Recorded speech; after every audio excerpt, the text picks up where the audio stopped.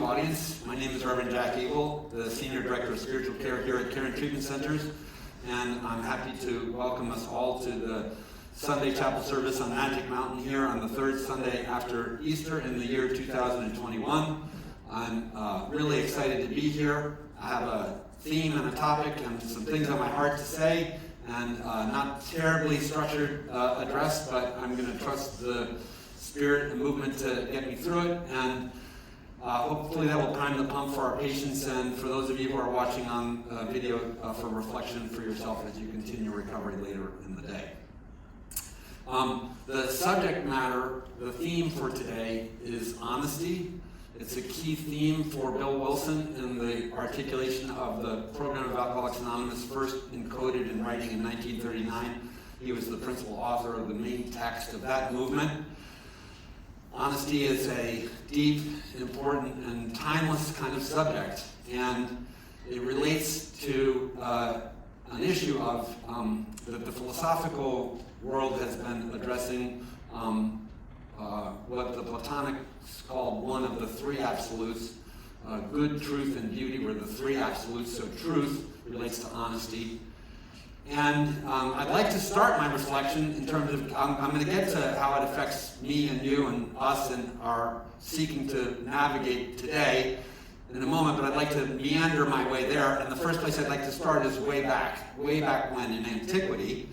And I'd like to think aloud about what truth means in antiquity in different contexts, because I think it's fair to say that truth had a different way of being spoken about in various contexts many years ago, and we see that reflected in global wisdom traditions, which we represented in our readings, and which I've spent a lot of my time in my sobriety trying to become somewhat of a student of ancient writings of a spiritual nature. So the first domain within the ancient voices around the area of truth is one I've already sort of given a tip of the hat to, which is the Western philosophical school, in which I think it's fair to say that truth is conceived of in a binary way. There's truth and falsehood, and some sort of clear delineation between right and wrong, good and evil, a kind of, this is either true or it's not true, and the issue of arbitration is to clarify what is true and what is not true is an old idea, and very appealing, actually. I think the idea of believing in truth as a kind of solid and clear and pure construct certainly has appealed to me. Maybe that's because I grew up as a Western kid, and so that's my native way of thinking about these things. I inherited that from a world that, but today when you think about much of the mythic traditions of our day, like Star Wars as an example, have very clear ideas of good and evil and truth and falsehood in mythic stories like that. And our children who watch Frozen or Moana or whatever are also taught a kind of very simple binary idea of truth and fiction. But if you hop around to the other side of the globe in antiquity, you find a thing that drew my attention as a 15 and 16-year-old dope fiend, which was the yin-yang symbol. I don't know if you're familiar with that, but it's a circular symbol that represents a sort of central component of much of Eastern philosophy, and it's a kind of a cool thing with two teardrops, and within it are teardrops that are reversed the other way. And there's something about the yin-yang that captures a non-binary idea of everything, but especially of truth. So in an Eastern way of thinking, you could have something that's both true and not true, and wisdom would see the truth and not truthness of it. And the idea of truth in an Eastern sort of frame is one that embraces paradox and complexity and moves beyond the binary and the linear to say truth could be a mysterious thing. And if you read something like the Tao Te Ching, or you learn about Buddhist koans, which are so fun and interesting to sort of let them, they're like little brain teasers with philosophical lessons in them. It's important, I think, for me, it was important for me to realize that the naive, simplistic idea of truth or falsehood that I was reared on, when it trips over itself and starts to encounter things that are more complex, that there's another set of voices in antiquity that I could listen to that would say, hey, I'm uncovering a deeper level of truth and understanding when I start to see that a thing and its opposite both are, and that in a way the opposite reflects the first, and the first reflects the opposite. And then when I see the whole, I'm sort of now more into engagement of something that is, at another level, kind of has a truth about it that is richer. That's not the end. The last place I want to stop on the antiquity bus stop of the message is in indigenous or tribal or earth-based traditions, where I would say that I think it's fair to say these are all gross generalizations. So what I've already said about Western ideas of truth and what I've said just now about Eastern ideas of truth are gross generalizations that would be worth studying and more careful in a particular way, but also then in these tribal and indigenous earth-based sort of communities, wherever they constitute themselves around the world. It could be Native American, Haitian, Polynesian, a variety of places in the world where you see people who develop their wisdom in this way that I'm talking about. I would argue that there, the notion of truth is that truth is transmitted. It's handed down. It's story passed on. And so in a tradition where truth is related to who you are and who you came from, then it becomes really important to say, I am the child of John and Irene and Irene were the children of my grandparents and so on. And if I tell you the story of who I came from, that might help you understand why I see the world in a certain way. And so you find, for example, naming traditions in the indigenous tribal communities where a young person would go on a vision quest and come back and discover on the vision quest a name. Like I have a friend who's a spiritual teacher at another treatment center, and he goes by the name Wolf because he was adopted into a First Peoples community in Canada. That would be the appropriate term in that context of what we would call a Native American community. So he was adopted into a First Peoples family as a child in Canada, and he was given the name Wolf as a part of a result of a vision quest experience as a young man.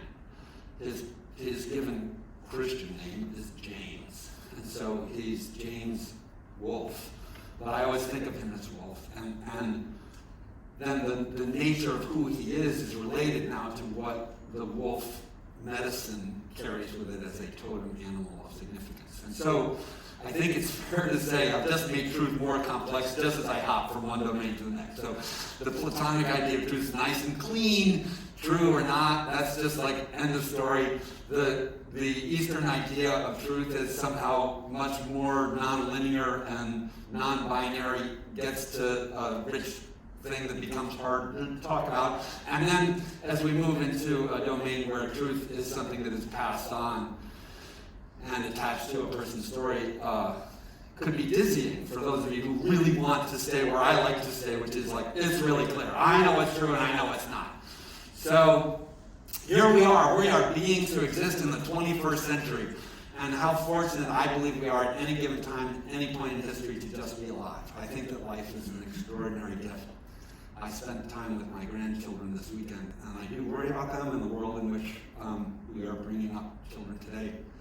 But I think it's hard to talk about truth today because, and this would be my claim, is that of the three, none of the three domains are riding like prominent in the Twitter sphere, but at a media level, I would say that this is just a hypothesis I'd like to offer, that, and I could write the paper on it, but that truth is constructed for most of us today, that it's argued, that almost like a lawyer would construe a case and bring evidence that basically, I'm always struck by how many commentators, I do listen to a fair amount of news, I hit a point where I couldn't listen to it anymore, and now I'm somewhat titrating myself back in, and you can make assumptions about what I am or am not, or who I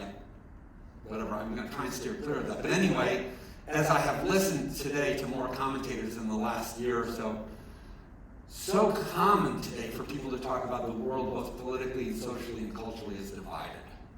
That we have people on chasms apart from one another, around issues of race, around issues of politics, around issues of climate, around issues of finance and economics. And when you want to know, which I do, I still want to know what's true. Like, what is the true, which is the right perspective to adopt?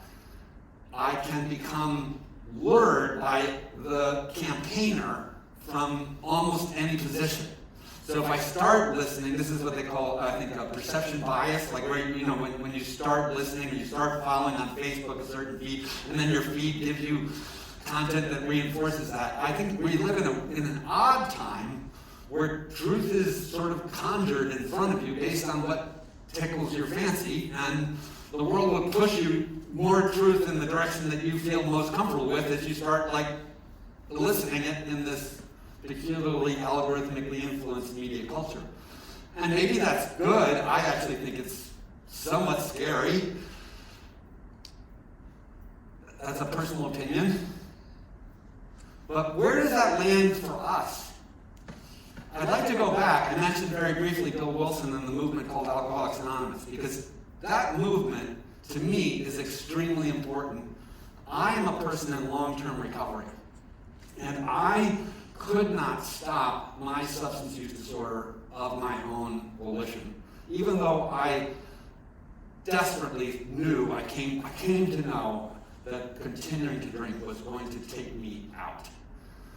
And I thought, well, I'll switch from, heavy to lighter stuff. I'll switch from big bottles to small bottles. I'll, dial it back. I'll change this, or I'll stop for a day, or whatever. And I thought somehow I could contain it, and then I couldn't contain it. And one of the things, as I said, not only were we fortunate to live in the 21st century, but one of the reasons you and I, are fortunate to live in the 21st century is I'm assuming most of my audience, like me, has suffered from a use disorder, or has been around it. If you're on the YouTube audience, it might be a family member. But there's a little bit of an addiction thing if you're a family member, by the way. As you keep coming around, you might figure out that, there's a way in which this contaminates whole family systems, and there's an addictive quality to the people who get lured into the maelstrom of insanity around the person who is suffering from the primary illness.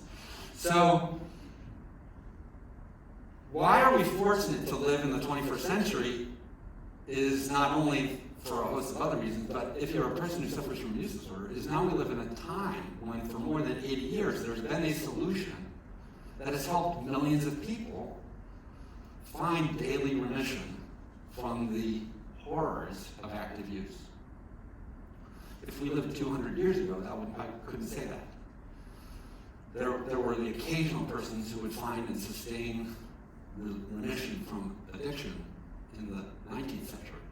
But they were the odd one out, and there was no coherent and consistent societal and systemic approach for people who have our problem.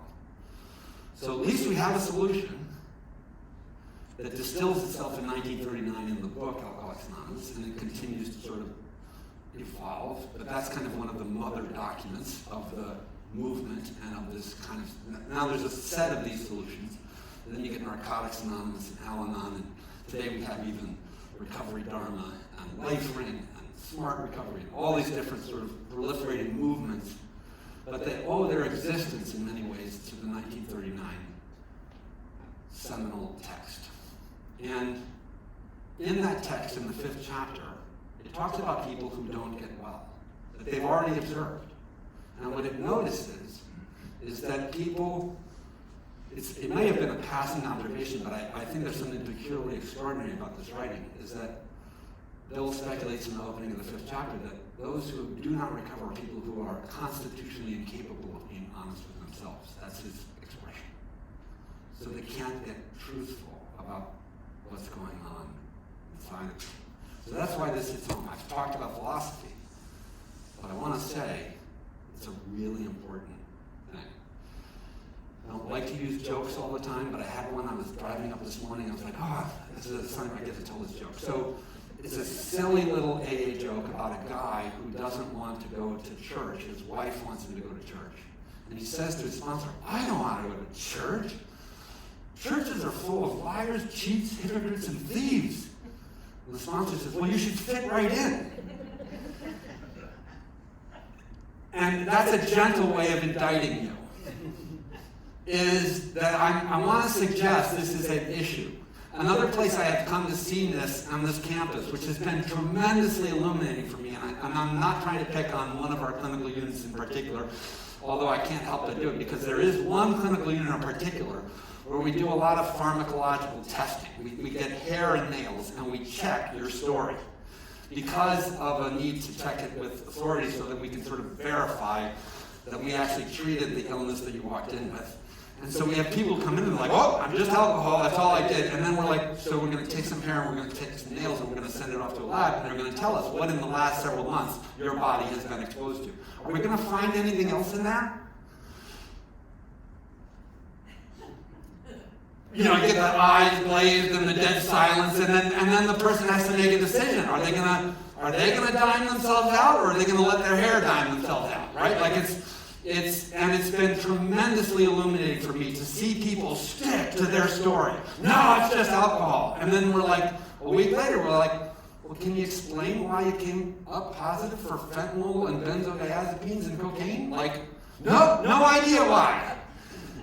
It must be a mistake. I think I ate a poppy seed bagel. You know, like, and there are reasons why the poppy seed bagel hypothesis fails on that. So it's an issue, my friends. It's an issue for me. It was a core issue for me.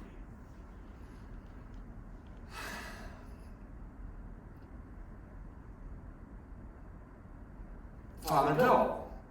Years ago, when I was here and I was being mentored, I was already a long time into my recovery, but I was asked to facilitate a retreat, not the ones that I was speaking to that our musician was a participant of, but another retreat was for people in recovery. And I was on my way out the door and I was like, Father Bill, I won't be here for Sunday, remember, because I have a retreat. And he goes, oh yeah! And I said, do you have something you want to tell me? And he looked at me and he said, get them to talk about their secrets. I'll never forget that. It was a very wise piece of advice. I changed my entire approach to the retreat that weekend based on Father Bill's one word on the way out the door.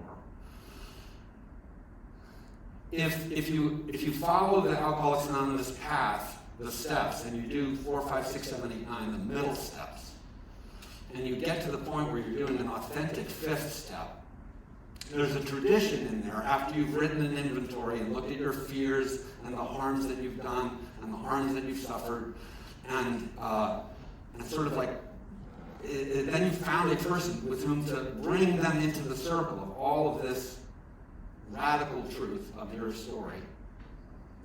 The facilitator who is wise with the process will say to you after you've done all of that, I'll pick on Marty, he's a friend. Marty, what is not on the paper? What have you not yet told me?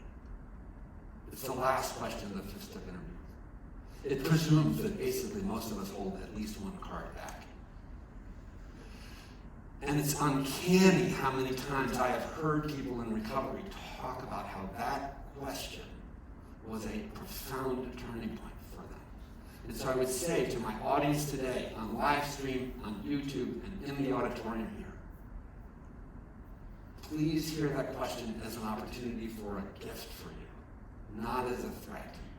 I mean it to say, if you have a secret that you have not yet told the treatment team, or your peers, or your spouse, or your family, or your provider, or your employer,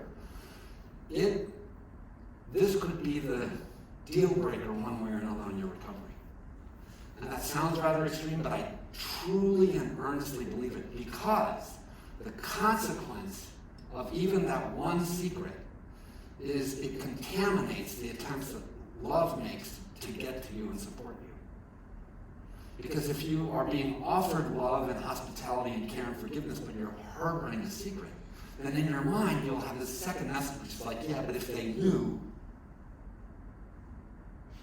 So you're frustrating the best medicine I know by holding on to your secret.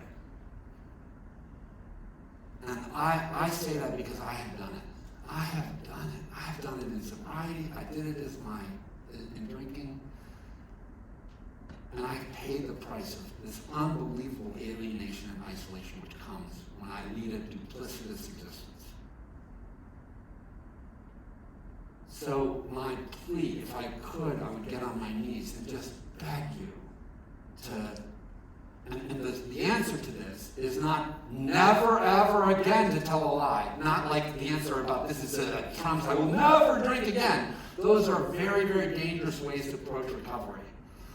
Proven perilous. The answer is, I will not lie the next time I open my mouth. That would be my encouragement, is to seek to practice. I remember somebody used to say, how do you know when, X person, car salesman, lawyer, or drug addict is lying? When their lips are moving, right? And that's unfortunate, but it's a true and fair indictment to a certain extent. It's that many of us have become very habituated to spinning narratives, especially in the climate in which we are in a world that embraces this idea of constructed truth. Now it's like, yeah, I know you think I might have a problem with gambling, but I don't. I know you think I should go to sober living, but I shouldn't. I know you think I can never drink again, but maybe I can. Maybe I'm the different person. Like that. Time out. Like, what is that? What is that is causing you to be so afraid? And give that voice. If you want to find a way out of like the spinster thing, that's a wrong word, but the fabrication of this barrage of empty platitudes and superficialities that mask as some sort of attempt at truth. Stop, pause, and then say what you feel. Say what I realized. This is happening to me this week, and I had a very, very big breakthrough in a personal relationship that's of tremendous importance in my life. And I stopped and I felt and I realized I was terrified that the relationship's future was at stake.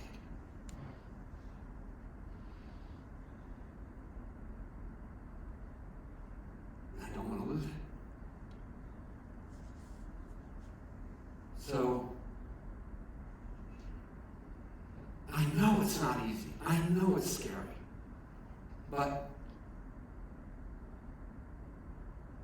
you invalidate much of what Caron can do for you, or validate what we can do for you based on this very crucial litmus test.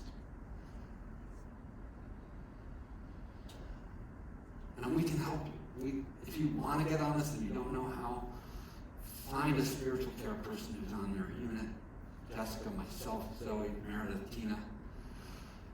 Find a psychologist, find a doctor, find a peer, and just say, like, hey, Jennifer, I don't know how to do this, but I need to tell somebody what I'm feeling. I earnestly believe that will help you grow in an extraordinary way. So important for our recovery. Those who do not recover are people who are constitutionally incapable of being honest with themselves. 1939, deep and abiding truth. I invite you to risk deep honesty.